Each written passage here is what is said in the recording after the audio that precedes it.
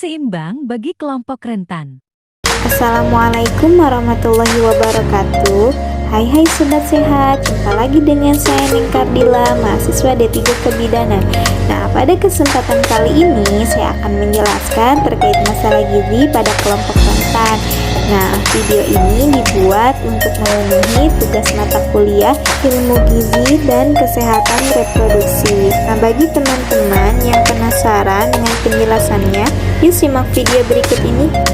Nah, tentunya teman-teman di sini mungkin ada yang belum tahu nih terkait apa sih itu kelompok rentan, siapa saja sih yang termasuk ke dalam kelompok rentan, serta gizi apa saja sih yang diperlukan untuk kelompok rentan. Nah, untuk itu, yuk mari kita bahas sama-sama. Nah, kelompok rentan itu sendiri merupakan kelompok yang mudah terserang atau rentan terkena penyakit atau infeksi, sehingga memerlukan zat gizi yang cukup tinggi untuk pertumbuhan dan perkembangan dalam tubuhnya.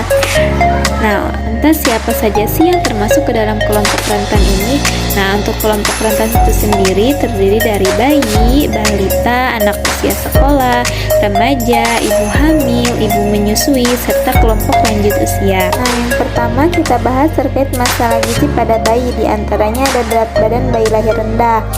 Nah, untuk bayi normal yaitu berkisar di angka 2.500 sampai 4.000 gram. Nah, untuk berat badan bayi lahir rendah ini lebih mungkin mengalami gangguan perkembangan dan lebih mudah terserang penyakit. Selain itu juga kekurangan gizi dan gizi buruk sangat mempengaruhi pada masalah gizi pada bayi, dan kelebihan gizi atau obesitas serta stunting, gagal tumbuh, dan kekurangan vitamin A. Lantas bagaimana nih cara mengatasinya?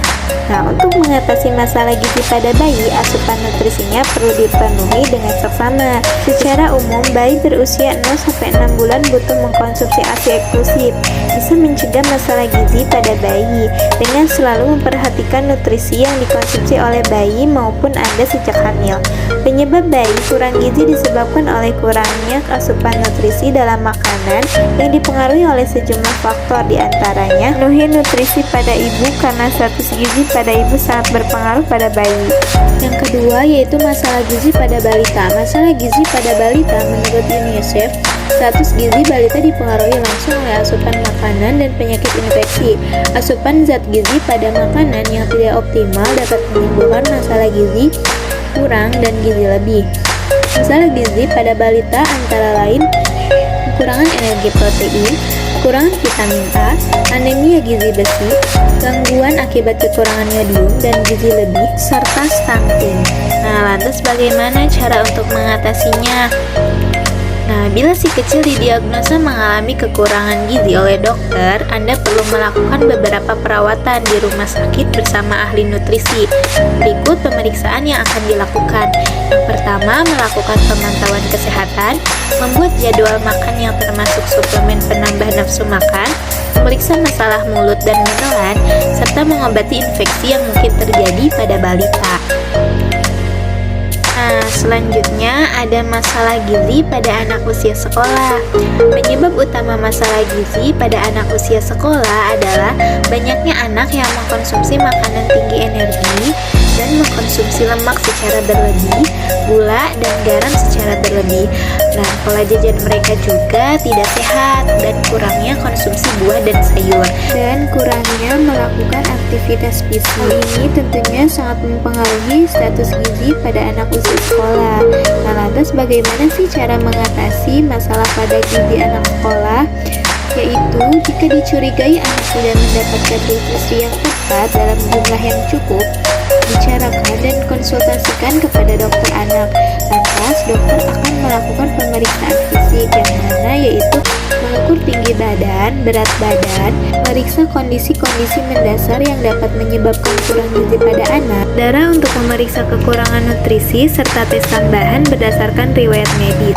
Nah, selanjutnya ada masalah gizi pada remaja. Yang pertama yaitu kekurangan zat besi atau anemia, di mana kadar hemoglobin dalam darah kurang dari 10 gl/dl. Nah, Yang kedua ada stunting, yaitu gagal tumbuh kembang pada usia remaja. Yang ketiga ada kegemukan atau obesitas, di mana remaja mengalami berat badan berlebih. Ini akan mempengaruhi terhadap perkembangan dan status gizi pada remaja. Nah, lantas bagaimana sih cara mengatasi masalah tersebut? Dicegah dengan mengatur pola dan porsi makan dan minum, perbanyak mengkonsumsi buah dan sayur, banyak melakukan aktivitas fisik, menghindari stres dan cukup tidur. Menteri Kesehatan menegaskan bahwa seluruh masyarakat perlu memahami pentingnya gizi untuk kesehatan dalam setiap siklus kehidupan, karena gizi adalah investasi bangsa. Selanjutnya ada masalah gizi pada ibu hamil. Wanita hamil memerlukan gizi yang cukup untuk kesehatan ibu dan janinnya. Jika kebutuhan gizi ibu tidak tercukupi, maka dapat berpotensi menyebabkan masalah gizi. Namun demikian, ibu hamil seringkali tidak mengetahui adanya peningkatan kebutuhan gizi selama kehamilan. Hamil rentan mengalami beberapa permasalahan kurang gizi, diantaranya kurang energi kronis, anemia, dan gangguan akibat kekurangan iodin. Selanjutnya ada masalah gizi pada ibu menyusui. Yang pertama ada anemia gizi. Yang kedua ada kekurangan vitamin A, kekurangan yodium atau GAKI, dan kekurangan energi protein atau KEP, dan kekurangan vitamin D. Terus bagaimana cara mengatasi masalah gizi pada ibu menyusui? Ibu menyusui memang memiliki kebutuhan nutrisi yang berbeda. Bahkan dari ibu hamil, pemenuhan kebutuhan nutrisi selama menyusui sangat penting. Jika kebutuhan nutrisi tidak terpenuhi, tubuh akan mengambil kebutuhan tersebut dari cadangan tubuh. Oleh karena itu, sangat penting untuk memenuhi kebutuhan nutrisi selama menyusui, baik untuk kebutuhan ibu maupun kebutuhan produksi ASI bagi si kecil. Nah, selanjutnya yaitu ada masalah gizi pada lansia. Masalah kesehatan yang sering terjadi pada lansia atau sindrom geriatri yaitu kurang bergerak, mudah jatuh, gangguan intelektual, demensia, infeksi, gangguan pendengaran, penglihatan dan penciuman, depresi, malnutrisi, kemiskinan, penyakit pengaruh obat-obatan, sulit tidur, penurunan sistem kekebalan tubuh, dan gangguan seksual, serta gangguan buang air kecil dan buang air besar. Lantas, bagaimana sih cara mengatasinya? Yang pertama, sajikan makanan yang padat gizi. Tingkatkan jumlah kalori tanpa menambah jumlah makanan. Gunakan banyak herbal dan bumbu-bumbu. Masaklah makanan itu dengan warna-warna mencolok yang menggugah selera. Bagilah kebutuhan nutrisinya ke dalam beberapa kali. Ciptakan suasana makan yang menyenangkan.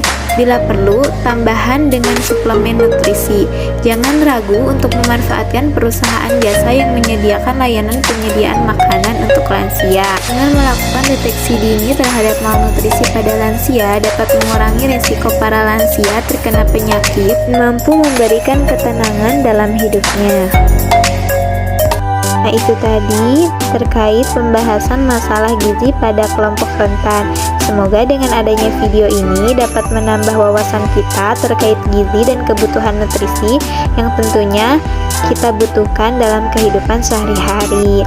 Terima kasih atas perhatiannya. Mohon maaf bila ada kata-kata yang kurang berkenan.